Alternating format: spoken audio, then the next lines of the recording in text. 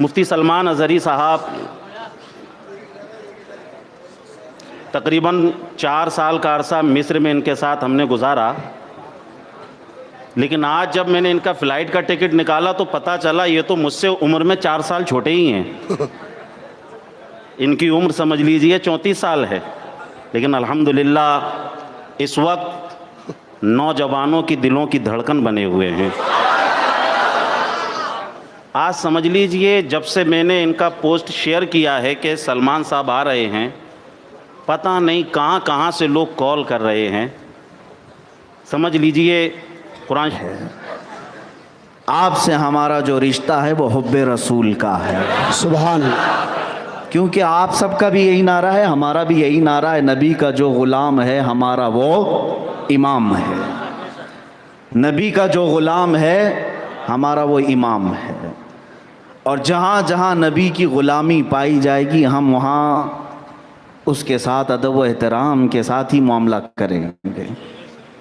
अज़ीज़ान गिरामी, आज का ये इजलास तहफ़्फ़ुज़ नामूस रिसालत के नाम पर है और शहर ग्वालियर के ये गयूर नौजवान जो तहफ़्फ़ुज़ नामूस रिसालत एक्शन ट्रस्ट से वाबस्ता हुए हैं, एक बात के ज़रिए से मैं अपनी गुफ्तगू शुरू करता हूँ। तहफ़्फ़ुज़ नामूस रिसालत के नाम पर जो एक ट्रस्ट मुतारफ़ हुई हिंदुस्तान में अभी, तो मैं सबको ये पैगाम दे देता हूँ जो इधर उधर से उछल कूद कर रहे हैं, तहफ़्फ़ुज़ नामूस रिसालत सिर्फ़ एक तंजीम या ट्रस्ट नहीं, इंतज़ार करो ये एक आंधी बनकर निकलेगी, एक तूफ़ान आएगा और जो सारे खसो खाशाक को बहा ले जाएगा और फिर नाम होगा तो सिर्फ मेरे मुस्तफ़ा का होगा। अज़ीज़ान गिरामी, आज मैं गुफ्तगू उस उन्वान पर करूं जो सारे अनावीन की जड़ है, जो असल कायनात है, रमज़े कायनात है। इसलिए कि हमारी ज़िंदगियों में जो भी रंगो रोगन है उस नाम मुस्तफ़ा से है। इक़बाल ने कहा है, इक़बाल ने क्या ही बेहतर कहा है रसूल पाक सल्लल्लाहु तआला अलैहि वसल्लम की बारगाह में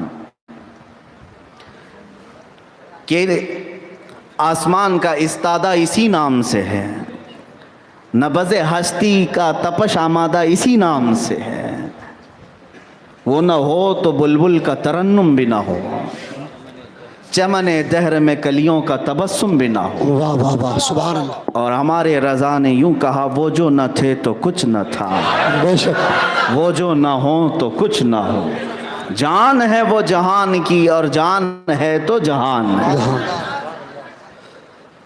हज़रत अल्लामा मुफ्ती ज़फ़र साहब अभी कह रहे थे कि पहली मर्तबा शहर ग्वालियर में इतना मैं जोश देख रहा हूँ। अगर ये पहली मर्तबा है तो मेरे लिए अफसोस की बात है, मैं हर सुबह और हर शाम इतना जोश देखना चाहता हूँ। हाय हाय, सुभान अल्लाह।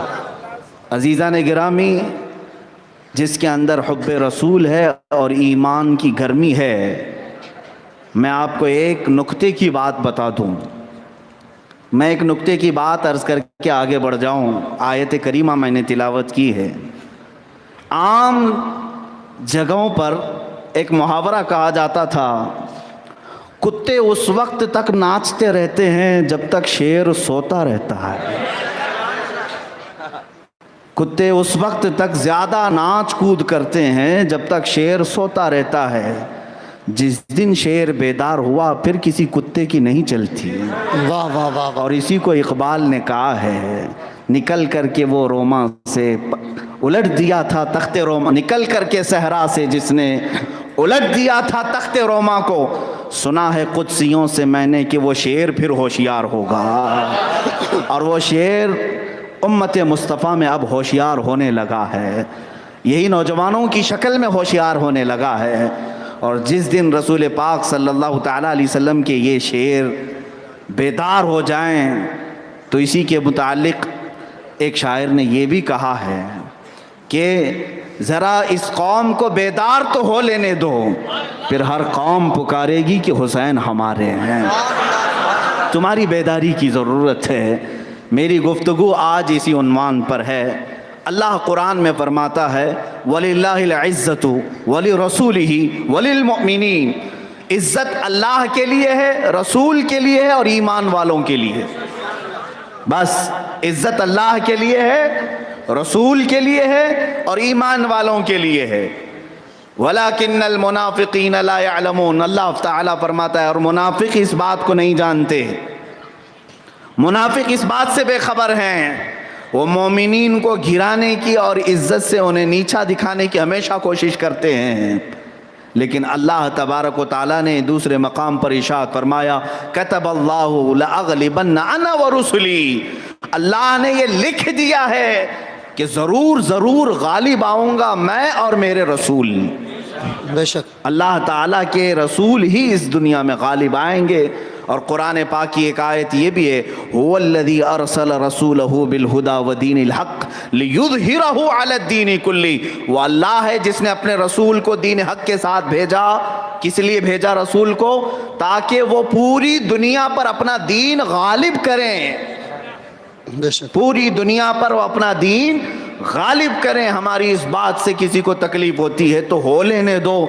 मैं फिर बबांगे दुहल कहता हूँ कि अगर इस पूरी कायनात पर कोई दीन गालिब आएगा तो सच्चा इस्लाम गालिब आएगा, इस्लाम ही गालिब आएगा। हाँ, ये और बात है कि हम बुरे आमाल के शिकार हो गए, इस्लाम से हमारे रिश्तों में कमज़ोरी ज़रूर आई है, नौजवानों में और कौम मुस्लिम में। लेकिन वो ज़माना फिर से पलटेगा जब सिर्फ परचम इस्लाम लहराएगा। अज़ीज़ान गिरामी, मैं एक खुसूसियत और एक सिफत की तरफ आपको मुतवज्जे करना चाहता हूँ। मैं जो बात अर्ज़ करने के लिए आज आया, आप सबका जोश देख कर के मेरे जहन में ये बात आई कि अगर इतना जोश तुम्हारे अंदर है तो ज़िंदगी भर एक लफ्ज़ अपने साथ जोड़ लेना। वो कौन सा लफ्ज़ है? जिसको कहते हैं गैरत ईमानी। गैरत, गैरत एक ऐसा लफ्ज़ है जो तुम्हारी ज़िंदगी को बताता है। अगर तुम्हारे अंदर गैरत बाकी है तो तुम जिंदा हो, और गैरत नहीं है तो मुर्दा लाश है। गैरत किसे कहते हैं? अगर ये हार्ड वर्ड लग रहा है, सख्त लफ्ज़ लग रहा है, तो मैं ये बता दूं, गैरत किसको कहते हैं? अपने महबूब की गुस्ताखी बर्दाश्त न करना, इसी को गैरत कहते हैं। अब आप जिससे मोहब्बत करते हैं उसकी तौहीन और उसकी बुराई बर्दाश्त न करना, यही गैरत है। और अगर बर्दाश्त करके रह जाते हो तो मुर्दा हो, गैरत नहीं है तुम्हारे अंदर तो मुर्दा है। आओ मैं तुम्हें गैरत ईमानी के चंद नमूने बता दूं। सहाबा कराम रिज़वानुल्लाहि तआला अलैहिम अजमाइन में जो गैरत ईमानी थी, आज उसकी झलकियों की हमें ज़रूरत है। एक बात याद रखना, जिसके अंदर गैरत बाकी होती है ना, वो फिर मजमा भी नहीं देखता, ताकत और तख्त भी नहीं देखता, वो अपनी हक बात को सर चढ़ करके बोलता है। गैरत जिंदा होनी चाहिए। सिद्दीक़ अकबर खलीफा अव्वल रज़ी अल्लाह तआला अन्हु एक मजमे के पास से गुजर रहे थे। यहूदियों का मजमा था, जलसा उनका हो रहा था, स्टेज उनका लगा था और मिंबर पर यहूदी आलिम बकवास कर रहा था। तन्हा अबू बकर सिद्दीक़ रज़ी अल्लाह तआला अन्हु सामने से गुजरते हुए खड़े हो गए। उस यहूदी आलिम ने यह बकना शुरू किया कि देखो, मुसलमानों का खुदा गरीब है, मुसलमानों का खुदा फ़कीर है। कुरान में मुसलमानों से कर्ज़ हसन मांगता है। आयत को उसने तोड़ मरोड़ करके बयान किया। आयत में अल्लाह ताला ने फरमाया मन ज़ल्लज़ी युक़रिदुल्लाह क़र्ज़न हसना, कौन है जो अल्लाह को कर्ज़ हसन देगा।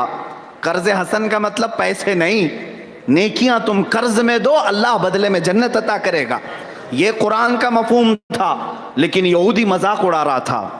अल्लाह रब्बुल इज़्ज़त को फ़कीर कह रहा था, मुसलमानों को गनी बता रहा था। अबू बकर सिद्दीक़ रज़ी अल्लाह तआला अन्हु तन्हा है। रिवायात ये बताती हैं कि 50,000 से ज़्यादा का मजमा था, मामूली नहीं, हज़ारों का मजमा था। अबू बकर सिद्दीक रज़ी अल्लाह ताला अन्हु की गैरत देखें, वो तन्हा होकर के भी स्टेज पर चढ़ गए, उसका दामन पकड़ा और थप्पड़ रसीद की। वाह वाह वाह, क्या थप्पड़ रसीद किया।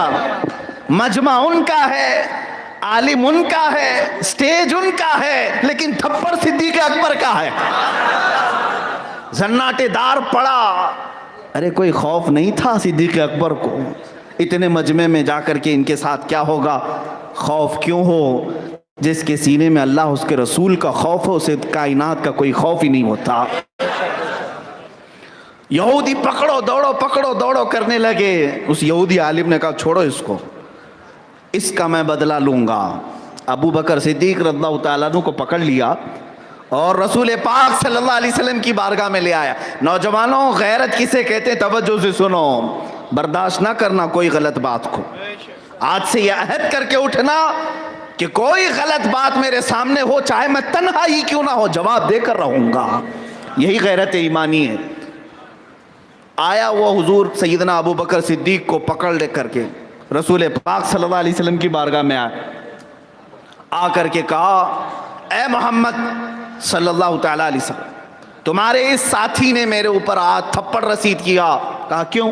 कहा मैं तो तारीफ कर रहा था तुम्हारे खुदा की, मैं ये कह रहा था अल्लाह गनी है, मुसलमान फकीर है, और इतनी बात पर अबू बकर ने मुझे मार दिया, बात को बदल दिया, झूठ बोल दिया। यही मीडिया करती है ना आज, ये यहूदी मीडिया का काम यही है, ये दज्जाली मीडिया का काम यही है। मजमे में कुछ भी करो और फिर बाद में उसको पलट दो। हजरत अबू बकर सिद्दीक से मेरे आका सल्लल्लाहु अलैहि वसल्लम ने पूछा है, अबू बकर क्या तुमने इसको इस बात पर थप्पड़ मारा कि ये अल्लाह को गनी कह रहा था, मुसलमानों को फकीर कह रहा था? आपने कहा हरगिज नहीं या रसूल अल्लाह सल्लल्लाहु अलैहि वसल्लम, इस जालिम ने अल्लाह को फकीर कहा, मुसलमानों को गनी कहा, और मेरे रब की तौहीन मुझसे बर्दाश्त ना हो सकी, मैं थप्पड़ मार दिया। उस यहूदी ने अपने लिए गवाह भी लाए, 25-30 गवाह खड़े हो गए उसकी झूठ की गवाही देने के लिए। सबों ने कहा नहीं, हमारा आलिम सच बोल रहा है, अबू बकर झूठ बोल रहे हैं। झूठे गवाह भी मिलते हैं जिस तरह आज कोर्ट में मिल जाते हैं। ये आज की बात नहीं, पहले जमाने से चल रहा है। झूठे गवाह भी खड़े हो जाते हैं। इतने गवाह उस यहूदी के साथ खड़े हो गए। मेरे आका सल्लल्लाहु अलैहि वसल्लम ने पूछा, लोग कहते हैं ना बात एविडेंस पर चलती है, फैसले एविडेंस पर होते हैं, और मेरे आका सल्लल्लाहु ताला अलैहि वसल्लम ने इतने गवाहों को देखा यहूदियों के। पूछा, अबू बकर आपके पास भी कोई गवाह है आपकी बात पर? सिद्दीक अकबर ने कहा, मैं तन्हा था या रसूल अल्लाह, मैं तन्हा था या रसूल अल्लाह। ऐ मुसलमानों, कुर्बान जाओ, जब तुम तन्हा होकर हक बात करोगे तो तुम्हारी गवाही के लिए क्या आती है? सुनो, मेरे आका भी पूछ रहे थे अबू बकर सिद्दीक से, क्या आपके कोई गवाह हैं? आपने कहा मेरे पास कोई गवाह नहीं। साहबा कहते हैं अचानक जिब्राइल अमीन आयत लेकर नाजिल हुए, लक़द समिअ अल्लाहु क़ौलल्लज़ीना क़ालू इन्नल्लाहा फ़क़ीरुन व नहनु अग़निया। अल्लाह फरमाता है, ऐ महबूब, अल्लाह ने सुन लिया, अल्लाह गवाही देता है। वो यहूदी कह रहा था कि अल्लाह फ़कीर है और मुसलमान गनी है। मेरे अजीज़ों, सिद्दीक़ अकबर अगरचे तन्हा थे, लेकिन उनकी गैरत ईमानी की गवाही में कुरान की आयत नाजिल हो गई। अल्लाह की मदद नाजिल होती है जब बंदा तन्हा भी होकर के हक बात कहे, तो घबराने की ज़रूरत नहीं। थोड़ी मुसीबतें ये ला सकते हैं, लेकिन हक को कभी दबा नहीं सकते। अल हक़्क़ु यअलू वला युअला अलैह, हक हमेशा गालिब आकर रहेगा, उस हक पर कोई और गालिब नहीं आ सकता। ये एक गैरत ईमानी की मिसाल है। आपको पता है, एक गज़वा हो गया था, एक जंग हो गई थी। किस बात पर? गज़वा बनी कैनुका एक गज़वा है। गज़वा किसे कहते हैं? जिसमें रसूल पाक सल्लल्लाहु अलैहि वसल्लम खुद तशरीफ़ ले गए जंग में। मदीने के आसपास जो यहूदियों के कबीले थे, बनु नुज़ैर, बनु कुरैज़ा, और उनमें से एक बनु कैनुका एक कबीले का नाम है। ये भी यहूदियों का कबीला था। हुजूर सल्लल्लाहु अलैहि वसल्लम से इन्होंने एग्रीमेंट कर रखा था, मुआहदा था कि आप हमसे नहीं लड़ेंगे, हम आपसे नहीं लड़ेंगे। बात तो चल रही थी मुआहदे की। एक बार ऐसा हुआ कि कबीले बनु कैनुका के बाज़ार में एक औरत अरब वाली बुर्का पहन करके आई, जुब्बा पहन करके आई। एक दुकान से उसने कुछ खरीदना चाहा और उस यहूदी के दुकान पर वो खरीद रही थी। इतने में उस यहूदी ने मजाक करते हुए, छेड़छाड़ करते हुए उस औरत के लिबास को ही उतार दिया, उस औरत को बाजार में नंगा कर दिया। एक अरब आदमी वहां था, उसको बर्दाश्त नहीं हो सका, उसकी गैरत जाग गई। उसने आ करके सीधे उस यहूदी का सर कलम कर दिया अल्लाह। कि एक औरत को तूने बाजार में नंगा कैसे किया। बात इतनी बढ़ गई कि कबीला था यहूदियों का, अरब आदमी आकर के एक यहूदी को कत्ल कर दिया। अब ये बात इतनी बड़ी कि रसूल पाक सल्लल्लाहु अलैहि वसल्लम तशरीफ ले आए इस मामले का तस्फिया करने के लिए। जब मेरे आका सल्लल्लाहु अलैहि वसल्लम तशरीफ लाए, मामलात को सुनने के बाद आपने फरमाया, उस यहूदी को मलामत किया और कहा कि तुझे ये कैसे ज़ेब देता है कि तू एक औरत के साथ छेड़खानी करे, उसके लिबास को उतारे। लिहाजा उसके भाई ने, उस अरब ने जो तेरे साथ किया वो उसकी गैरत थी। तुझे किसी 2 हिजरी का वाकया है। कहने लगे, ऐ मोहम्मद सल्लल्लाहु अलैहि वसल्लम, आपने मक्का वालों से बदर में क्या जीत हासिल कर ली, आपको गुरूर आ गया? आप हमको मक्का वाले ना समझें, हम यहूद हैं, हम आपसे मुकाबला करेंगे तो ये मदीना छोड़ना पड़ जाएगा। ऐसी ऐसी बातें करने लगे। अब जब हुजूर सल्लल्लाहु अलैहि वसल्लम को उन्होंने ललकारा, मेरे अजीज़ों, सहाबा क्या खामोश रहते? जवान सहाबा थे, बूढ़े सहाबा थे, बेदार हो गए। कहा कि या रसूल अल्लाह सल्लल्लाहु अलैहि वसल्लम, अगरचे आज मदीने में हम तादाद में कम हैं, मगर इन जालिमों ने आपको कैसे ललकारा? इन्होंने ये बात कैसे कही कि मक्का के लोगों को आपने शिकस्त दे दी, मदीने वालों को शिकस्त नहीं दे सकते, आका हमें इजाज़त अता फरमाए। मेरे आका सल्लल्लाहु अलैहि वसल्लम ने इजाज़त अता फरमाई। सहाबा निकले मदीने से और आए ऐसे कि उस कबीले बनु कैनुका का मुहासरा कर लिया। वो यहूदी जो चंद दिनों पहले बड़ी बड़ी डींगे मार रहे, हाँक रहे थे, मेरे आका सल्लल्लाहु अलैहि वसल्लम के शेरों को देख करके किले में छुप गए, अंदर चले गए, एक भी मुकाबले के लिए बाहर नहीं आया। यहाँ तक कि 17 दिन तक मेरे आका ने मुहासरा किया। 17 दिन के बाद सारा साजो सामान छोड़कर, मदीना छोड़ करके उन यहूदियों को जाना पड़ा। 1400 साल तक वापस आज तक नहीं आ सके। ये गज़वा था, गज़वा बनी कैनुका। किस बात पर हुआ था? सिर्फ गैरत ईमानी थी, सिर्फ गैरत थी। गज़वा तबूक भी किस बात पर हुआ जानते हैं? मेरे आका सल्लल्लाहु अलैहि वसल्लम ने एक कासिद भेजा था। कासिद जो होता है वो एम्बेसडर है, तर्जुमान। कासिद को भेजा दूसरे मुल्क। उस कासिद के साथ तबूक के लोगों ने बड़ा बुरा सलूक किया, उन्हें कत्ल किया। 900 किलोमीटर दूर है मदीना तैयबा से, एक मुसलमान को कत्ल किया। सहाबा खामोश नहीं बैठे। मेरे आका सल्लल्लाहु अलैहि वसल्लम ने कहा कि उठो और चलो। कितना? 900 किलोमीटर का सफ़र किया और वहाँ पहुँचे भी। ग़ज़वा तबूक भी हुआ और अल्लाह ताला ने रसूल पाक को रोशन फतह भी अता फरमाई। इससे पता ये चलता है कि इस्लाम गैरत का नाम है। हमारा एक भाई भी कत्ल हो तो हमारी नींदें उड़ जानी चाहिए। अगर हमारी एक बहन की भी इज्जत लुटती है तो हमारे बिस्तर हमारे लिए कांटे बन जाना चाहिए। ये गैरत की बात होती है। अजीज़ान गिरामी वक़ार, आपको मैं तारीख़ के झरोकों में ले जाऊं। आप हिंदुस्तान में मौजूद हैं। ये हिंद जो है, पहले जो अखंड भारत था, सिंध और हिंद, पाकिस्तान, बांग्लादेश, सब इसके अंदर था। आपको पता है 90 हिजरी की बात है। तारीख़ थोड़ी सी सुन लो। 90 हिजरी की बात है। सिंध में राजा दाबिर सिंह की हुकूमत थी। एक बहुत बड़ा राजा था उस ज़माने का। उसके ज़माने में चंद गुंडों ने क्या किया था, मैं सिर्फ और सिर्फ गैरत बेदार करना चाहता हूँ।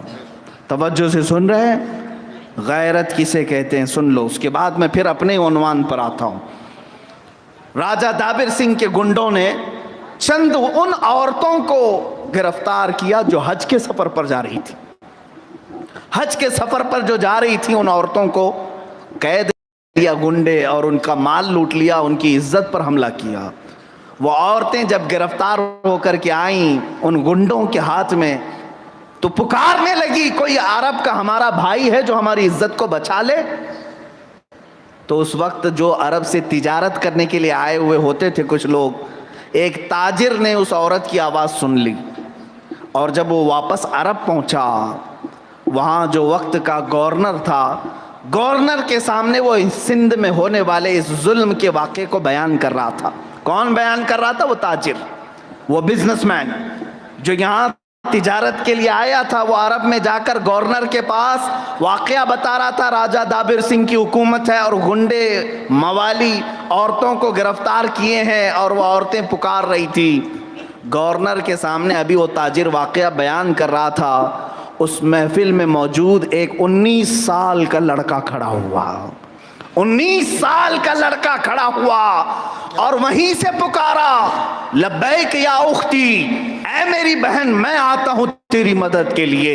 19 साल का जवान कौन था? तारीख में उसका नाम जाकर पूछोगे तो वो मोहम्मद बिन कासिम था। सुभान अल्लाह, सुभान अल्लाह। मोहम्मद बिन कासिम 19 साल का जवान खड़ा हुआ अरब की धरती पर।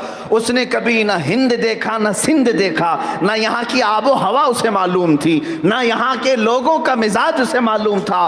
बावजूद उसके एक खातून की आवाज़ पर वो उठ खड़ा हो गया और 10,000 का लश्कर लेकर के सबसे पहले हिंद की सरजमीन पर कदम रखने वाला लश्कर मोहम्मद बिन कासिम का था। वो किस लिए आया था? वो गैरत ही उसे यहाँ लाई थी, वो गैरत ले आई थी। सिंध के इलाके में जब वो आया तो सबसे पहले राजा दाबिर सिंह से कहा कि जिन औरतों को तुमने गिरफ्तार किया, तुम्हारे गुंडों ने उनको पकड़ा, उन औरतों को आज़ाद कर दो। वो हज के सफ़र पर जाने वाली थी, उनकी इज्जतों से ना खेलो। राजा दाबिर सिंह को बड़ा घमंड था, बड़ा गुरूर था। उसने कहा, कल के बच्चे 9 साल 19 साल के हमें चैलेंज देने आए हैं और हमसे ये कह रहे हैं कि हम अपने कैदियों को छोड़ें। ऐसा कभी नहीं हो सकता। अपने मूंछों को ताव देते हुए राजा दाबिर सिंह ने कहा, बड़े बड़े राजे महाराजे हमारे सामने घुटने टेकते हैं, 19 साल का जवान हमें आज कैदी छोड़ने की बात कर रहा है। मोहम्मद बिन कासिम ने फिर कहा, मेरी बात अगर तू मानता नहीं है तो फिर तुझे बताते हैं कि इस्लाम का 19 साल जवान होता कौन है।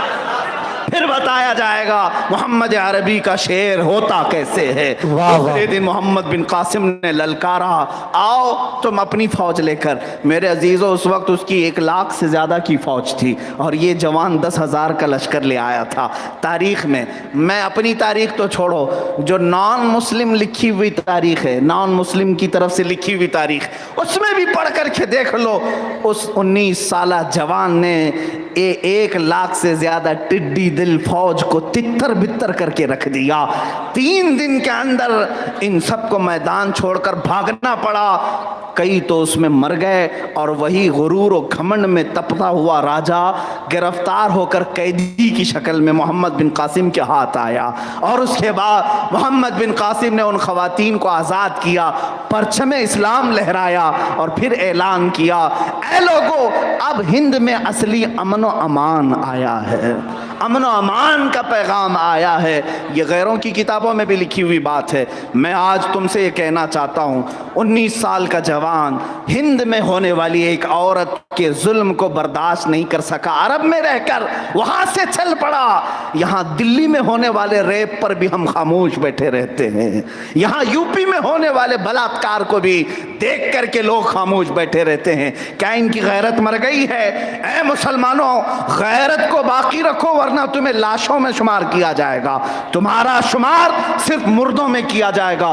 गैरत को जिंदा रखो, चाहे वो अपनी आवाज उठा करके, चाहे वो अपना हाथ उठा करके, चाहे वो अपनी आवाज हुकूमत तक पहुंचा करके। आला हज़रत फाजिल बरेलवी रज़ी अल्लाह ताला अन्हु ने क्या ही सच कहा है, जब कभी इस्लाम पर हमला हो, रसूल पाक की इज्जत पर हमला हो, तो कोई अगर आवाज उठाए तो कुछ लोग ये कहते हैं, एक आध के आवाज उठाने से क्या होता है। मेरे आला हजरत फरमाते हैं एक ही आवाज अल्लाह के लिए काफ, अल्लाह तबारक व तआला सारी कायनात के लिए काफी कर सकता है। हमने देखा है हिंदुस्तान में, आज मैं उस इलाके में मौजूद हूँ जहाँ ग्वालियर में बैठ करके मुझे बड़ा फख्र हासिल हो रहा है इस बात पर कि यही वो ग्वालियर की जमीन है जहाँ हक बोलने वाले एक मुजद्दिद अल्फसानी को अकबर ने कई साल तक कैद बंद में रखा और अपने दीन इलाही को नाफिज करने के लिए पूरी ताकत झोंक दिया। लेकिन दुनिया देख रही है अकबर का दीन इलाही पता नहीं कहां सड़ गया, मुजद्दिद का दीन अब भी बाकी है। मुजद्दिद अल्फसानी का मसलक आज भी बाकी है। या रसूल अल्लाह जिंदाबाद जिंदाबाद। अल्लाह आप क्या समझते हैं? जिंदाबाद जिंदाबाद। जिस वक्त हिंदुस्तान में अकबर का तख्त बिछा हुआ था, मोदी का नहीं, अकबर का बात। हाँ, आप तवज्जो से सुने, बाज लोगों को डर भी लगने लग जाता है, अरे मौलाना क्या नाम ले रहे हैं, क्या नाम ले रहे हैं। ऐसा बना दिया गया है, लोगों को ऐसा बना दिया, हवा बना दिया गया है। अरे मियाँ इंसान ही तो है। बहरहाल मैं इसलिए बता रहा हूँ कि जिसकी 48 साल से हुकूमत थी तकरीबन अकबर की, और वो भी इलेक्शन वाली नहीं, ज़बरदस्ती वाली, वो बादशाह थी, कोई इलेक्शन नहीं होता था और अखंड भारत पर लाखों की फौज रखता था। डिक्टेटर आज के ज़माने में तो अभी नाम की डेमोक्रेसी तो है, अभी 5 साल में एक बार रस्म के तौर पर इलेक्शन तो हो ही जाता है, चाहे किसी भी मशीन से होता है, हो तो रहा है, नाम की डेमोक्रेसी है। फिर भी तुम समझ रहे हो कि खतरा है हमारे लिए। नहीं, अकबर का तख्त इतना मजबूत था, लाखों की फौज उसके पास थी, और उस जमाने में पूरी दुनिया में सबसे मालदार तख्त अगर किसी का था तो हिंदुस्तान का था, हिंद का था। माल में कमी नहीं, फौज में कमी नहीं, रियासत में कमी नहीं, सब होने के बाद ताकत के बलबूते उस अकबर ने इस हिंदुस्तान में एक नया दीन कायम करने की कोशिश किया। और ये बात मैं हमेशा कहता आया हूँ, अकबर को कुछ लोग मुसलमान समझते हैं, मुर्तद है वो। उसने मस्जिदों पर सीप रखे, मूर्तियां रखी, ऐलान किया कि अजान ना हो, सीप बजाई जाए, सब दीन बराबर हो जाए। ये नया दीन, 1000 साल हो गए दीन इस्लाम को, अब नया दीन आना चाहिए। और तकरीबन पूरे हिंदुस्तान भर ताकत के बलबूते किया जाने लगा। मैं ये पूछता हूँ, उस वक्त भी तो हज़ारों उलमा थे, उलमा बहुत सारे थे।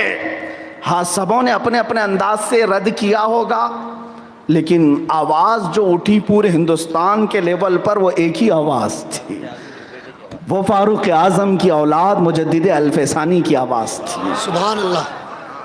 मुजद्दिद अल्फसानी उस वक्त जब आवाज़ उठाते हैं किसके खिलाफ?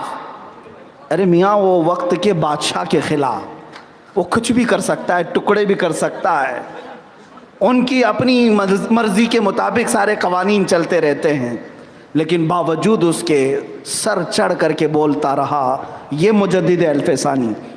और उलमाए हक आज के ज़माने में इस बात को याद रख लें कि जालिम के ख़िलाफ़ जब बोलोगे तो कैद व बंद की सौबतें भी बर्दाश्त करनी पड़ेंगी, और अगर कैद होने से या जेल जाने से डर लगता है तो मुजद्दिद अल्फसानी को पढ़ लो, अल्लामा फजल खैराबादी को पढ़ लो, इनायत अहमद काकोरवी को पढ़ लो, इमाम अहमद बिन हम्बल को पढ़ लो, इमाम मूसा काजिम को पढ़ लो, इमाम आज़म अबू हनीफा को पढ़ लो, अल्लामा किफ़ायत अली काफ़ी को पढ़ लो, रहमतुल्लाहि ताला अलैहिम अजमईन। मेरे अजीज़ों, ये उलमाए हक थे, हक बात पर इन्हें जेल की सज़ाएँ भी हुई।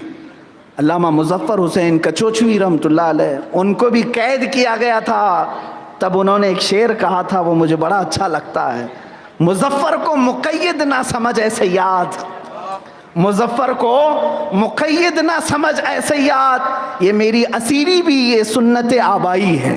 वाह वाह। ये मेरा कैद होना भी मेरे बाप दादाओं की सुन्नत से है। ऐ मेरे अजीज़ों, मुजद्दिद अल्फसानी की आवाज़ क्या ख़त्म हो गई? मसलके मुजद्दिद अल्फसानी ख़त्म हो गया? आज भी चल रहा है। जिस जगह वो कैद थे उसी ग्वालियर के हर मुसलमान में इश्क़ रसूल नज़र आ रहा है। दीन मुस्तफ़ा आज भी उसी शान और शौकत से चल रहा है। इसी तरह उम्मीद नहीं, यकीन रखो, आज जो जालिम तख्त आए हैं ये हजार अपनी ताकतें इस्तेमाल कर लें, इस्लाम के खिलाफ, कुरान के खिलाफ, मेरे मुस्तफ़ा के खिलाफ कुछ नहीं हो सकेगा। ये समझते होंगे कि इस्लाम किसी मोहल्ले का मज़हब है, ये समझते होंगे कि इस्लाम चंद जवानों का मज़हब है। इस्लाम उस दरख्त का नाम है जिसकी जड़ें तहतुस्सरा में हैं और उसकी शाखें औज सुरैया पर हैं। इस दरख्त के तने को तो क्या, इसके पत्तों को भी तुम हिला नहीं सकोगे। इस्लाम की कुदरत में, इस्लाम की फितरत में कुदरत ने वो लचक दी है, जितना ही दबाओगे उतना ही वो उभरेगा, जितना ही दबाओगे उतना ही वो उभरेगा। एक बात अर्ज करता चलूं कि अभी अल्लामा तौसीफ साहब, अल्लामा ज़फ़र साहब ने भी बारहा ये ऐलानन कहा कि रमज़ान के मौके पर हमने एक खबीस मलून गुस्ताख रसूल को ललकारा था। मेरे अजीज़ों, मैं ये समझता हूँ मैंने ये कोई प्लानिंग से नहीं किया, कोई मंसूबाबंदी नहीं थी। ये हर सुन्नी मुसलमान का दर्द था जो ज़ुबान बनकर निकल आया, गैरत ईमानी। अब मैं आपको बताऊं, इसमें मैं तन्हा नहीं था। 1 महीने तक मुसलसल हिंदुस्तान भर के हर शहर से, शायद कोई शहर छूटा हो, हर शहर से किसी न किसी जवान का या किसी न किसी तंजीम का या आलिम का फ़ोन या मैसेज मुझे ज़रूर आया और हर एक का यही जुमला था, जिस दिन आप कदम रखेंगे मैदान में पहले हमारा सीना होगा। उस दिन मुझे एहसास हुआ कि हिंदुस्तान का अभी इश्क़ रिसालत का मैदान ठंडा नहीं हुआ है। जालिम ये समझ रहे थे, इसलिए भौंक रहे थे मेरे नबी के नाम पर, लेकिन जब इन्होंने देखा कि अब मुस्तफ़ा के नाम पर यहाँ सिर्फ उठ करके मैदान में आने वाले नहीं, गर्दन कटाने वाले तैयार नजर आ रहे हैं, सर लेकर के हाजिर नजर आ रहे हैं। आज भी मेरा ये यकीन है, विजदान है, जिस दिन पुकारा जाए, जिसको ताकत है वो पुकार करके देख ले। जो तख्त पर बैठा है अगर आजमाइश चाहता है तो पुकार करके देख ले। हिंदुस्तान के हर कोने से, हर शहर से मुस्तफ़ा के नाम पर हम अपनी गर्दनें लेकर हाजिर होंगे।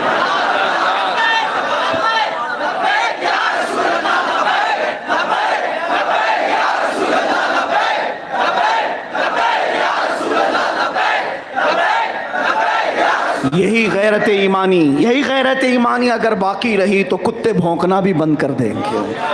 अगर ये गैरत तुम्हारी बाकी रही तो इस तरह के जो शब खून मार रहे हैं हमारे अकायद पर या हमारे नज़रियात पर, इन सब मुनाफिकों की सारी कार्रवाइयाँ बंद हो जाएंगी। अजीज़ान गिराम वक़ार, मैं गैरत की बात अर्ज़ कर रहा था। एक और मिसाल मैं आपको बता दूँ, गैरत ईमानी किसे कहते हैं।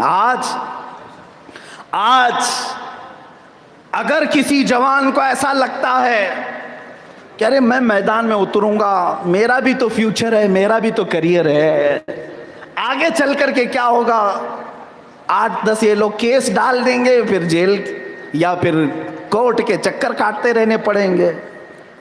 आम नौजवान ये सोचते हैं और कुछ माँ बाप डराते भी हैं, मियाँ काय को ये सब चक्कर में पड़ रहे हो, अपना कमाओ खाओ। कुछ औरतें, कुछ बहनें और कुछ माएँ नौजवानों के हाथों और पैरों की बेड़ियां बन जाती हैं। सुनो ए जवानों, केस की बात करते हो, केस से डराते हो। आम नौजवान को अगर डर लगता है तो मैं खुद अपने गले में कई केस लेकर के घूम रहा हूँ, इससे कुछ फर्क नहीं पड़ता। हाँ, असल मुकद्दमा तो क़यामत के दिन होना है। फैसल और हाकिम तो मेरा रब है। ये चंद दिन कोर्ट के चक्कर हमें करा करके ये समझते हो कि हम हाकिम हैं, हमने कभी हाकिम थोड़ी ना माना। हम तो कुरान में पढ़ते हैं अलैहिस्सलाहु बिअहकमिल हाकिमीन। अल्लाह फरमाता है कि अल्लाह अहकमुल हाकिमीन नहीं है। आओ, अगर तुम्हें खौफ लगता है और डर लगता है और बुज़दिल बने जा रहे हो तो मदीने की उस बस्ती में चलो। रात का वक्त है, कल बदर के मैदान में हुजूर को जाना है, कल जाना है, रात है। एक घर में झगड़ा हो रहा है, किसके दरमियान? बाप और बेटे के दरमियान।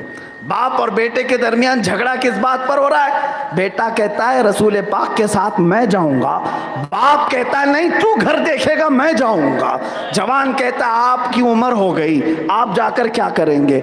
और बूढ़ा कहता है नहीं तू अभी छोटा है, तू जाकर क्या करेगा? दोनों का झगड़ा चल रहा है। यहाँ पीछे हटने के लिए लोग हीले बहाने करते हैं, वहाँ गर्दन कटाने के लिए बहाने ढूंढे जा रहे हैं। अल्लाह अल्लाह, वो कैसी गैरत थी। दोनों बहुत तकरार हुई तो ये तय पाया कि कुरानदाजी करते हैं, चिट्ठी डालते हैं, किसके नाम की आती देखेंगे। कुरा डाला गया, लड़के के नाम का निकला। बाप ने कहा नहीं है मैं नहीं मानता, दोबारा करो। दोबारा चिट्ठी डाली गई, फिर नौजवान का ही नाम आया। उस बूढ़े ने कहा नहीं मैं फैसला रसूल पाक के पास रखूंगा, अब यहाँ घर में नहीं होगा, चलो हुजूर पाक सल्लल्लाहु अलैहि वसल्लम के पास। जो बूढ़े सहाबी थे मेरे अजीज़ों, उनकी उम्र काफ़ी हो चुकी थी, फिर भी वो जवान बेटे से लड़ रहे हैं इस बात पर कि मुझे जाना है।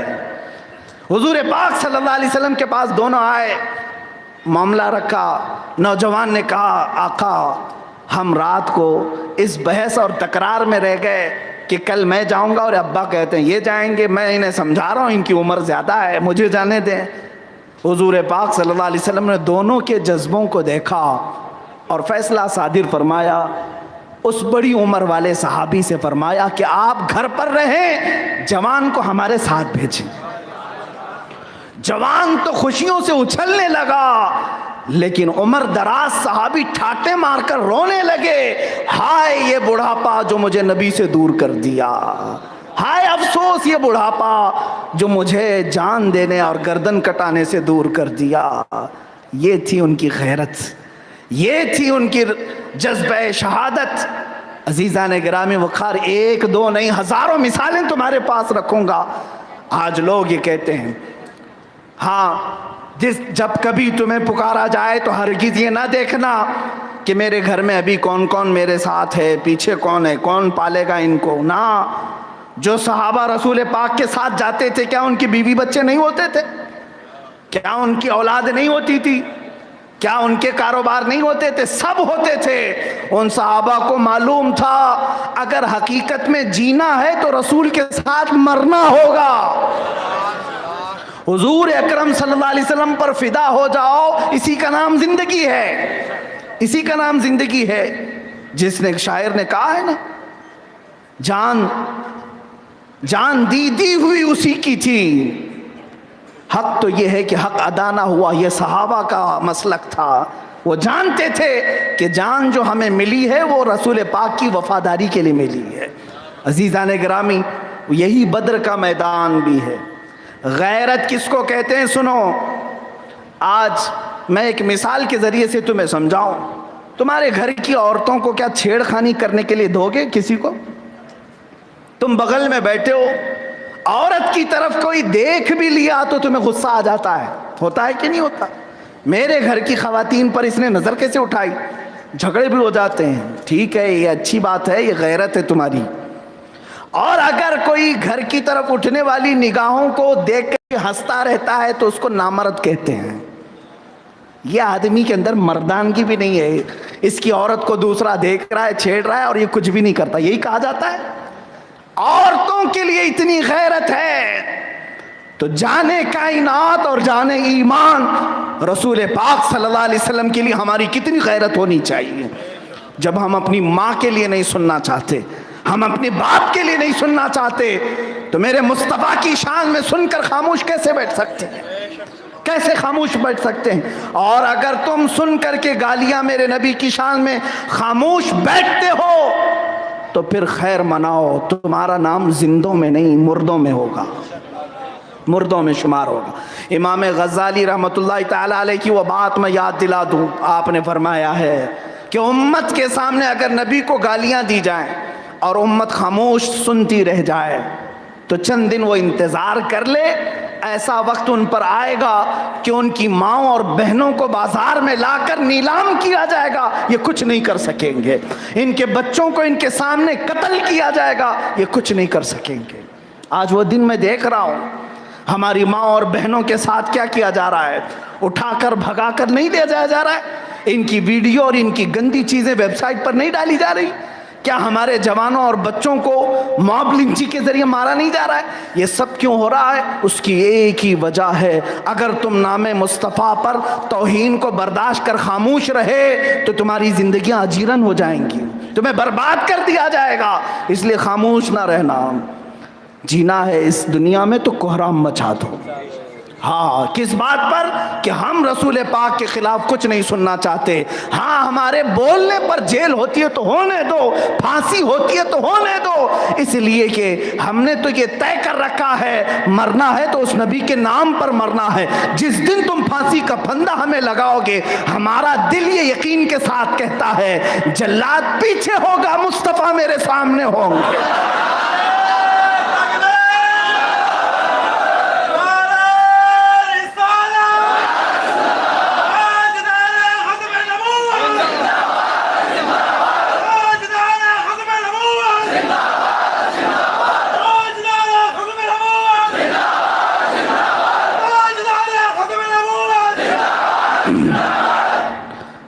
आप इस बात को याद रख लेना कि हमें अगर कोई रोकता है किसी बात पर, हम समझौता कर लेते हैं। मियाँ, आज तक हमारी तारीख देखो, हम रोटी कपड़े के नाम पर मैदान में कब आए? हम अपने रिजर्वेशन के लिए नहीं आए, उलमाए हक की बात कर रहा हूं। हम जब भी आए हैं, इस्लाम को या कुरान को या मेरे नबी की ज़ात को धक्का लगाया जाए या उंगली उठाई जाए मुसलमानों के खिलाफ तो हम आए हैं। हमारा यही वतीरा रहा है, हमारा यही शीवा रहा है।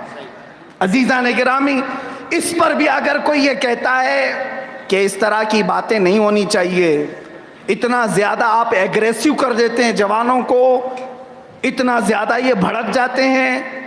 मैं आपको बताऊं, एक साहब, बहुत सारे लोग जवान लोग नारे तो लगाते हैं, वल्लाहु आलम किसके नारे कितने सच्चे हैं वक्त बताएगा। एक इलाके में एक साहब बड़े शानदार इस्तकबाल किए, जवान सुनने को बेताब थे। एक जो जिम्मेदार साहब थे वो कान में कहने लगे, हजरत थोड़ा सा शहादत पे बयान मत कीजिए। अल्लाहु अकबर। मैंने पूछा क्या आपको शहादत की तमन्ना नहीं है? कहा हजरत अभी उम्र ही क्या है हमारी, माअज़ल्लाह रब्बिल आलमीन। शहादत की बात कर रहे हैं तो ये कह रहे हैं हमारी उम्र ही क्या है। सुनो कान खोल करके जवानों, बद्र का वही मैदान है जिसमें एक 13 साल का बच्चा आया है, 15 साल का बच्चा आया है, उन पर जिहाद फर्ज नहीं था। मुआज और मुआविज रज़ियल्लाहु ताला अन्हुमा, उम्रों में अगरचे रिवायात में अलग अलग बातें आई, लेकिन थे बच्चे आए मैदान बद्र में। हजरत अब्दुर्रहमान बिन औफ को पकड़ करके, ये दोनों बच्चे कहते हैं, भाई हैं, दोनों भाई हैं, सगे भाई हैं। अब्दुर्रहमान बिन औफ को पकड़ करके कहते हैं, चचा जान अबू जहल किसका नाम है? अबू जहल कौन है? उन्होंने देखा भी नहीं था उन बच्चों ने, वो मदीने के रहने वाले थे, अबू जहल मक्का का था। हजरत अब्दुर्रहमान बिन औफ ने पूछा, बच्चों तुम क्या करोगे उसका? वो सरदार कुरैश है, पहलवान कुरैश है, कुरैश का पहलवान है, तुम क्या करोगे उसका? उन दोनों बच्चों की गैरत पर कुर्बान जाओ। कहते हैं सुना है वो हमारे आका की शान में गालियां देता है, सुना है रसूल पाक की तौहीन करता है। हजरत अब्दुर्रहमान बिन औफ कहते हैं अभी हमारी बातचीत चल रही थी, सामने से अबू जहल घोड़े पे जा रहा था मैदान में। हजरत इब्ने औफ कहते हैं मैंने दिखाया बच्चों को, देखो जो जा रहा है यही अबू जहल है, वो कुरैश का सरदार है। ये बच्चे अभी बात भी मुकम्मल नहीं हुई थी, चील की तरह झपट पड़े, दोनों दौड़े हुए गए। एक ने घोड़े की टांग पे मारा, दूसरा उसे गिराकर सीने पे बैठा और ज़बा भी कर दिया। 13 साल और 15 साल, तारीख में आज भी लिखा हुआ है। औरों ने अगर काफिरों को मारा था, इन बच्चों ने कुफ्र को मारा है। जाहिलों को औरों ने मारा होगा, इन्होंने अबू जहल को मारा है।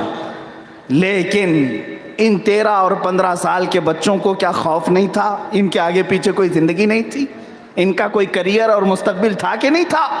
सब था। लेकिन वो बच्चे जानते थे कि असल ज़िंदगी तो मुस्तफ़ा के कदमों में लुट जाना है, मिट जाने का नाम ये है। इसीलिए तो देखो 14 सदियां गुजर गई, आज भी हमारी महफिल में मुआज़ और मुअव्वज़ का नाम लिया जा रहा है, जिंदा है हमारे दरमियान। अजीज़ान गिरामी वक़ार, ये गैरत ईमानी होती है। इसमें ना उम्र का तकाजा है, ना इसमें उम्र देखी जाएगी।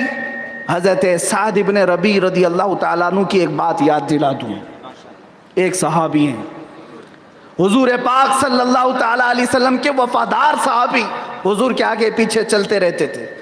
उहद के मैदान में, जंग उहद में जंग सख्त हो गई थी। आपको ऐसा लग रहा है सारी बातें जंगों की हो रही है? ऐसा लग रहा है। और शायद बहुत कम लोग सारी जंगों की बातें करते हैं।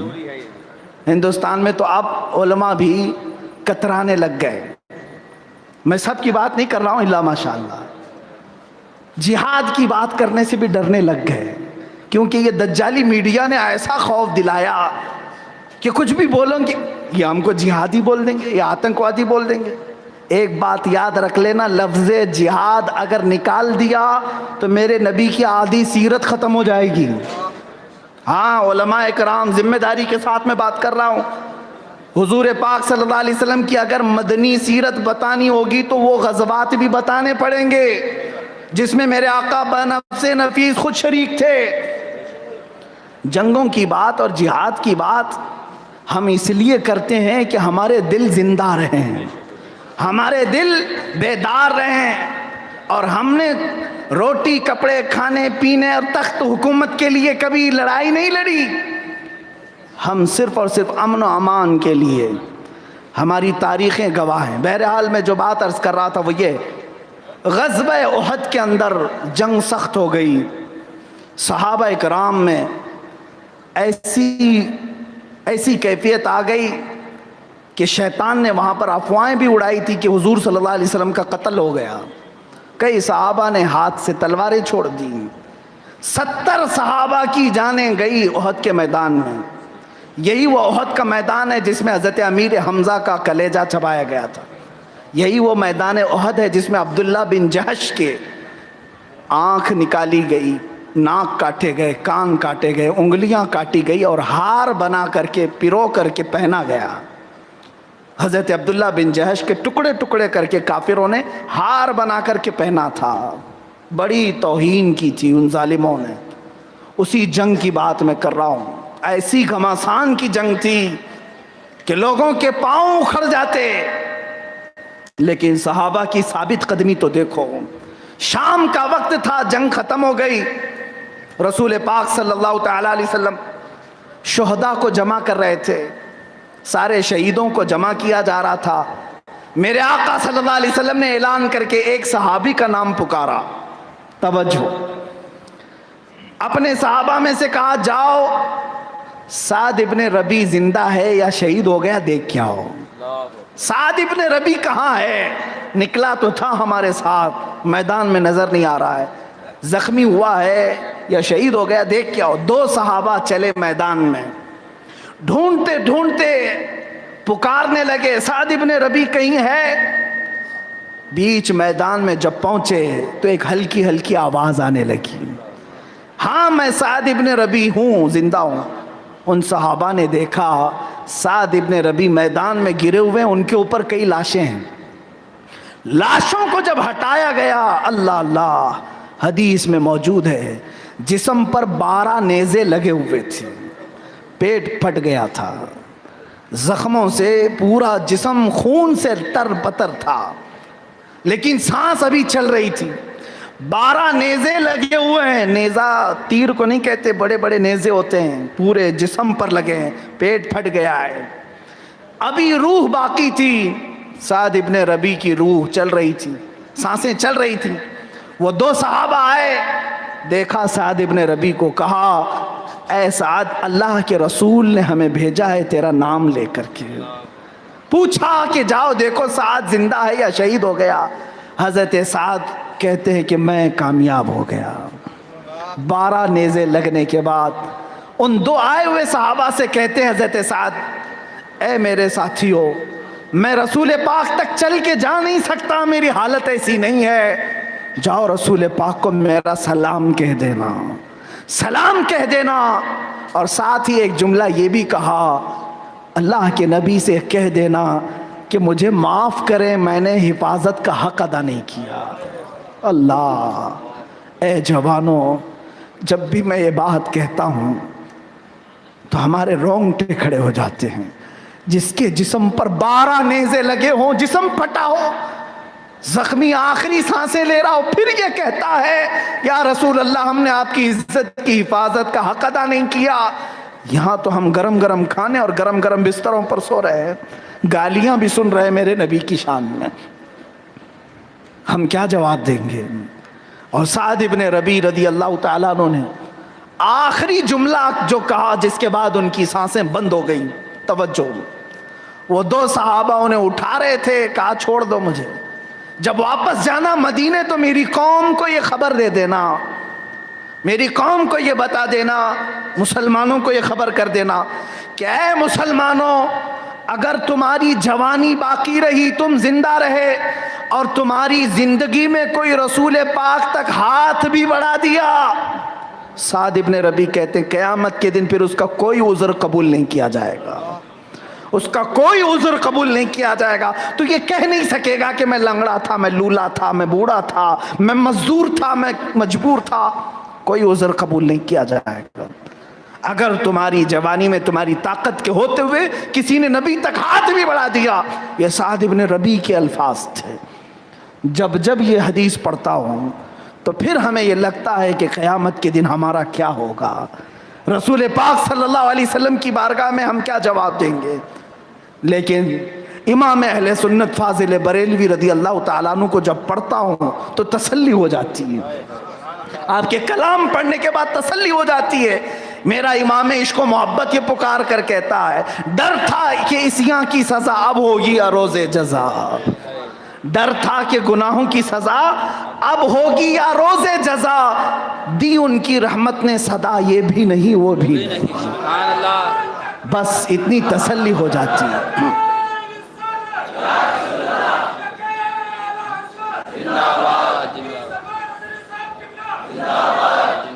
अज़ीज़ान गिराम वक़ार, ये हमारी ज़िंदगी का अहम मकसद क्या है, हमारी गैरत को ज़िंदा रखना है। मैं अपने आखिरी कलमात की तरफ आ रहा हूँ, सिर्फ तवज्जो चाहता हूँ। ऐ जवानों, अगर अल्लाह ने तुम्हें ताकत दी है, अगर क़ुव्वत अता की है, तो एक बात याद रखना, तुम्हारी जवानी ये सिर्फ तुम्हारे खाए हुए खाने से आई हुई नहीं है, ये रब की अता की हुई है, अल्लाह की अमानत है। मेरे आका सल्लल्लाहु अलैहि वसल्लम ने इरशाद फरमाया, क़यामत के दिन उस वक्त तक कोई अपना कदम नहीं हटा सकेगा जब तक उससे अल्लाह ताला 5 चीज़ों का सवाल नहीं कर ले। कोई मैदान महशर से हट नहीं सकेगा।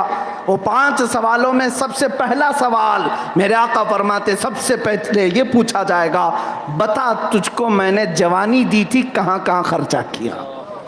पहला सवाल अल्लाह ताला तुमसे ये फरमाएगा कि जवान, जो तुझे जवानी मिली थी कहाँ कहाँ खर्चा किया। मुहद्दिसीन फरमाते हैं अपनी जवानी का हिसाब देते देते बाज़ लोगों को 300 साल लग जाएंगे, किसी को 400 साल, किसी को 500 साल लग जाएंगे। जवाब देते देते थक जाओगे, इसलिए कि जवानी एक अंगारे का नाम है, नफ्स अम्मारा की शरारतों से भरा हुआ जिस्म है। हर दिन नई ख्वाहिश, हर दिन नया वसवसा, हर दिन नया गुनाह, हर रात अलग मज़े करता है जवान। लेकिन याद रखना, तुम पर्दे के पीछे छुप कर करो, मजमे आम में करो, यअलमु खाइनतल अयुनि व मा तुख्फी सुदूर।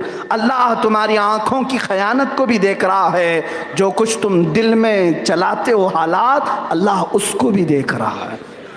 तुम्हारे दिल में जो छुपाते हो, इससे भी अल्लाह वाकिफ़ है।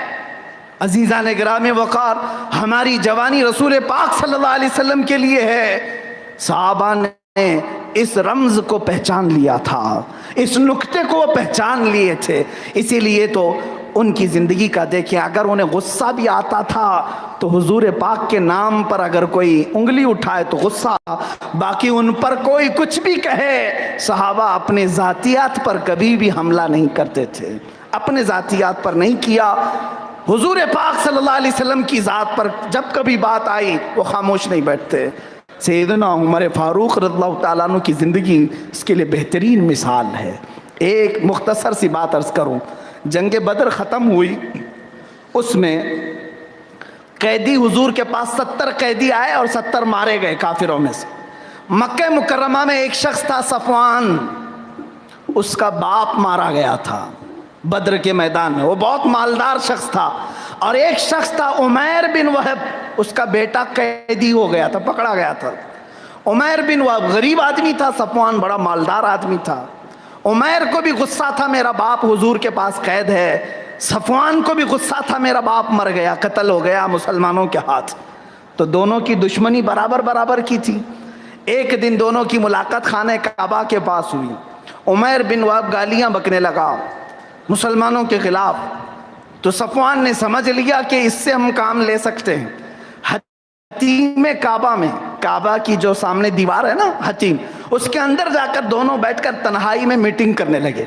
सफ़वान ने कहा, है उमैर तू मदीने जा, तलवार मैं देता हूँ, जहर में बुझा कर देता हूँ, जा मोहम्मद सल्लल्लाहु अलैहि वसल्लम को मौका पाकर कत्ल कर दे, तेरा बेटा भी आज़ाद हो जाएगा, और अगर तू बच गया तो सारा तेरा कर्जा जितना कुछ है सब मैं अपने पैसों से अदा करूँगा और तुझे इनाम भी दूंगा। उमैर बिन वहब ने वादा कर लिया, मेरा भी काम होगा तेरा भी काम हो जाएगा। उसे भी बदला लेना था, इसे भी बदला लेना था। तलवार लिया, जहर में बुझाया, मक्का से मदीने चल पड़ा। उमैर बिन वहब को शैतान कुरैश कहा जाता था, बद्र के मैदान में भड़काने वाला, सारे काफिरों को जमा करने वाला। मदीने जब पहुंचा, तवज्जो, हुजूर पाक सल्लल्लाहु अलैहि वसल्लम मदीने में मस्जिद नबवी में, बाहर चंद सहाबा के साथ उमर इब्न खत्ताब खड़े हैं। जैसी हज़रत उमर इब्न खत्ताब की नज़र उमैर बिन वहब पर पड़ी जो तलवार लटकाए अकेला आ रहा था, हज़रत उमर ने फ़ौरन जाकर के उसको दबोच लिया। क्या कहा हदीस के अल्फाज, खुजू हाज़ल कल्ब, पकड़ो इस कुत्ते को। हमको कहते हैं लोग आप सख्त बोल रहे हैं, हज़रत उमर को भी बोलो, गुस्ताखे रसूल को उन्होंने कुत्ता कहा। खुजू हाज़ल कल्ब, पकड़ो इस कुत्ते को। और साहबा ने पकड़ लिया उमैर बिन वहब को। हज़रत उमर ने उसके गले में गमछा डाल करके पकड़ लिया। कहा क्यों आए हो? कहा बस मेरा बेटा कैदी है, तुम्हारे पास मिलने आया था, हुजूर से बातें करने आया था। कहा तू यहीं खड़ा रह, तेरा हिसाब किताब बाद में करूँगा, पहले रसूल पाक से मैं पूछ तो लूँ क्या करना है। उसको खड़ा रखा। हुजूर पाक सल्लल्लाहु अलैहि वसल्लम की बारगाह में हाजिर हुए मस्जिद में। आकर के हुजूर से कहा उमैर बिन वहब आया है, वही शैतान कुरैश जिसने लोगों को भड़का करके जंग का मैदान बनाया था। हुजूर ने फरमाया उसे अंदर ले आओ। हज़रत उमर फारूक ने उसको गमछा डाल करके खींचते हुए अंदर लाया। हुजूर पाक सल्लल्लाहु अलैहि वसल्लम ने फरमाया उसकी गर्दन को छोड़ दो, आज़ाद करो। रसूल पाक सल्लल्लाहु अलैहि वसल्लम, अगर कोई बदअकीदा सुन रहा है तो वो भी सुन ले इस हदीस को, जो पिलपिला सुन रहा है तो वो भी सुन ले। रसूल पाक सल्लल्लाहु ताला अलैहि वसल्लम ने पूछा उमैर बिन वहब से, क्यों आए हो? उमैर ने कहा बस बेटे की खैर खैरियत लेने आया हूँ, मेरा बेटा आपके पास कैदी है इसलिए आया हूँ। हुजूर पाक ने फरमाया बेटे की खैर खैरियत के लिए तलवार लेके क्यों आए? तो उसने तलवार दिखाने के लिए नीचे ज़मीन पर छोड़ दिया। कहा इस तलवार का क्या होना है, बदर में तो तलवारें हमारे पास थी, जीत तो आपकी हुई थी, हम शिकस्त खा गए थे, तलवारें कुछ काम की नहीं है, ये कह करके बहानेबाजी कर रहा था, छोड़ दिया। अल्लाह के नबी सल्लल्लाहु अलैहि वसल्लम जलाल में आए। कहा उमैर बिन वहब सच सच बता क्यों आया? कहा नहीं बेटे की खैर खैरियत के लिए आया हूँ। मेरे आका ने तीसरी बार फरमाया, ऐ उमैर वो बात बता जो सफ़वान के साथ हतीम काबा में करके आया है, वो बात बता जो सफ़वान के साथ हतीम काबा में बैठ करके आया।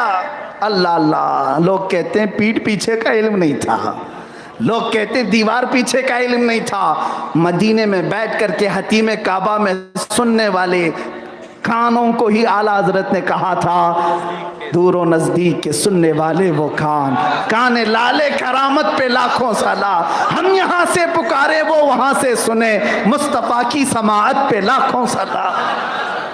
अजीज़ान गिरामी, उमैर बिन वहब ने जब ये देखा कि हुजूर तो जान गए, पहले से मालूम है इन्हें, तलवार तो छोड़ी थी, हुजूर ने फरमाया वो बात बता जो सफवान के साथ हतीम काबा में करके आया।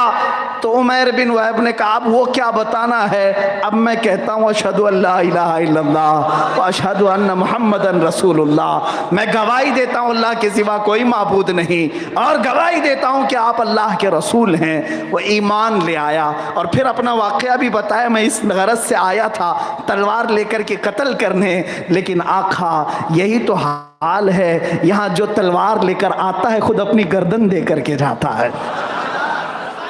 हज़रत उमर फारूक रज़ी अल्लाह ताला अन्हु ने, आखिरी वक्त कम है, ख़त्म करना है, हज़रत उमर फारूक रज़ी अल्लाह ताला अन्हु ने उमैर बिन वहब को अब क्या किया, जिसको थोड़ी देर पहले कहा था पकड़ो इस कुत्ते को, गले में हाथ डालकर बाहर ले आए, और सहाबा खड़े थे, सारे सहाबा को पुकार करके कहने लगे। अब सुने हज़रत उमर के अल्फाज क्या हैं, कहते हैं मेरे साथियों, थोड़ी देर पहले ये शख्स मुझे खिंजीर से ज़्यादा बुरा लगता था, थोड़ी देर पहले ये उमैर बिन वहब मुझे खिंजीर से ज़्यादा बुरा लगता था, लेकिन तुम सब गवाह हो जाओ अब मेरे बेटे अब्दुल्ला से मुझे ये अच्छा लगता है। क्यों? इसलिए कि जब तक बिके न थे तो कोई पूछता न था, जब तक बिके न थे तो कोई पूछता न था, या रसूल अल्लाह तुमने खरीद कर हमें अनमोल कर दिया, तुमने खरीद कर हमें अनमोल कर दिया।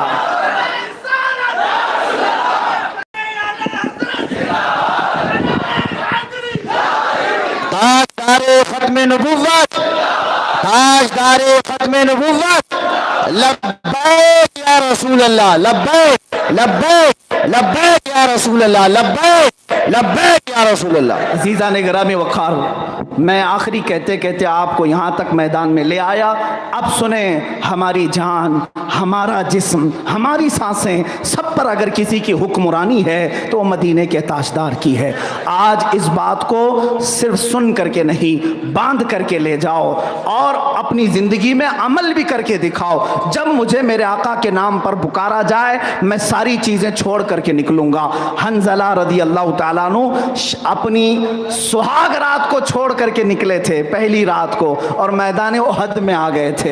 हज़रत हमज़ा आ गए थे। सारे लोगों ने ये साबित कर दिखाया, सारे लोगों ने ये साबित कर दिखाया, सहाबा से लेकर ताबईन, ताबईन से लेकर औलिया, औलिया से लेकर फुकहा, फुकहा से लेकर के अइम्मा, अइम्मा से लेकर के हमारे मुर्शिदान इज़ाम, सबों ने यही साबित करके दिखाया जो बरेली के इमाम ने हमें दर्स देते हुए ये कहा है, ऐ लोगों, ज़िंदगी में जो कुछ भी मिला है वो सब रसूलुल्लाह के लिए है। दहन में ज़ुबान तुम्हारे लिए, बदन में है जान तुम्हारे लिए, हम आए यहाँ तुम्हारे लिए, उठे भी वहाँ तुम्हारे लिए। और ताजुश शरिया बदरुत तरीक़ा अल्लामा अख्तर रज़ा खान अलैहिर्रहमान ने हमें जाते जाते ये मैसेज दिया था, ज़िंदगी ये नहीं है किसी की किसी के लिए, ज़िंदगी है नबी की नबी के लिए। ना समझ मरते हैं ज़िंदगी के लिए, जीना मरना है सब कुछ नबी के लिए, जीना मरना है सब कुछ नबी के लिए। ऐ जवानों, आखिर में मैं ये सवाल करता हूँ, क्या तुम्हारी गैरत ईमानी अब बेदार है? क्या तुम्हारा खून अब गर्म है? क्या तुम्हारी जानें आज बेदार हैं जो मुस्तफ़ा करीम सल्लल्लाहु अलैहि वसल्लम पर लुटाने के लिए तैयार हैं? लोग सवाल करके आपसे बहुत सारी चीज़ें पूछते होंगे, मैं अपने जवानों से सिर्फ इतना ही पूछता हूँ, बताओ ऐ जवानों, जिस दिन मेरे नबी के नाम पर, नामूस रिसालत पर बात आए तो हम अपना वक्त, अपना माल, अपने कपड़े, अपनी जायदाद नहीं, या रसूल अल्लाह अपनी गर्दन लेकर मैदान में हाजिर होंगे। लब्बैक या रसूल अल्लाह, लब्बैक या रसूल अल्लाह, लब्बैक लब्बैक